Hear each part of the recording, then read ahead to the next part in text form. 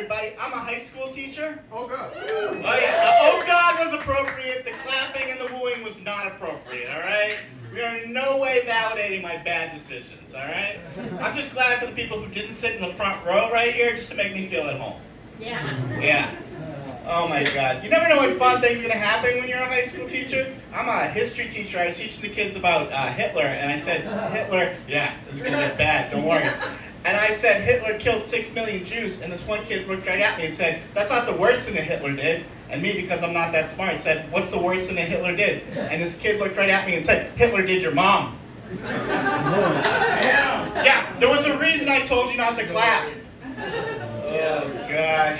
I don't know. The only people that high schoolers hate more than themselves is other high schoolers. I had this kid the other day, he said, if I hear one more kid say 6'7", I'm pulling a 9/11. Damn! Yeah, damn, right. Yes, exactly. High school kids are weird. They're like in almost adult bodies, but they have little kid brains.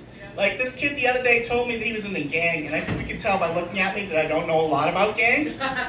But I knew he wasn't in a gang because he had Lightning McQueen Crocs on. Yeah, no. You can't, I'm pretty sure you can't shoot somebody and then say, ka-chow.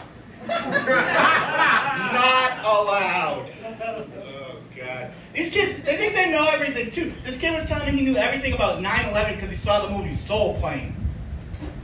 Yeah, that Kevin Hart movie. I'm making fun of that kid, but I'm excited to teach about feminism by having him watch the movie White Chicks. Yeah. I don't just work with kids, I also have kids of my own. My kids are a little bit different than other kids, though. They're very concerned about divorce because some of their friends are getting divorced, but they don't call it divorce, they call it the quest for 2 Christmases. Yeah.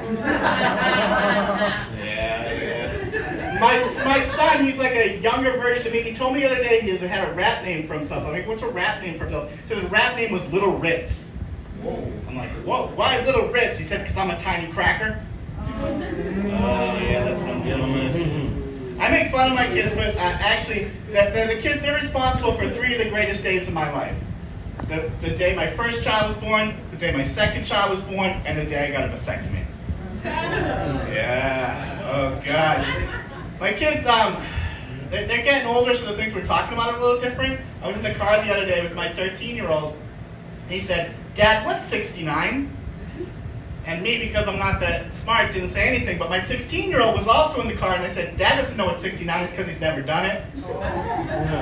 Oh, yeah. So I have to decide, I've been disrespected by a 16-year-old, but I'm also a mature, responsible adult. So I said the only thing I could. Yeah, I know what 69 is. I've done a lot with your mom. I don't know where these kids get their disrespect from. One of these days I'll figure it out. I know that I was announced with the name George Newton, but that's not actually my name. My full name is George Lyman Newton III. Oh, yeah. I feel like I should have died in the first episode of Game of Thrones with that name.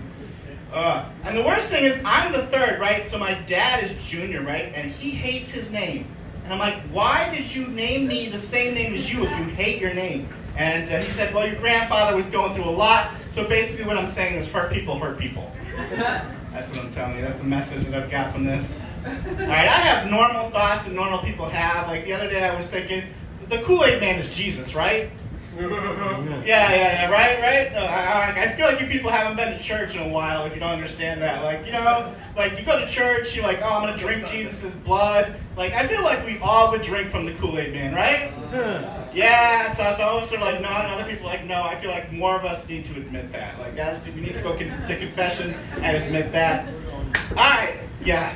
I'm going to change tactics a little bit. I'm going to talk about something else. I have a trans son. Okay. All right, I just did it for a couple of woos. And it's okay if you don't know how to feel about that, but it's different for me because I'm a comedian. So I always ask myself, what would Dave Chappelle do? Okay, yeah, and that is not helpful in this situation. Having a trans kid is really useful in certain situations, though. There's a bunch of people I don't have to talk to anymore. So that's helpful. The other day I got a call from an Army recruiter, and they said they were interested in signing up my son for the Army, and I just went, my son is trans, and they had the greatest response. They said, I'll take you off my list. And I'm like, sir, thank you for your service.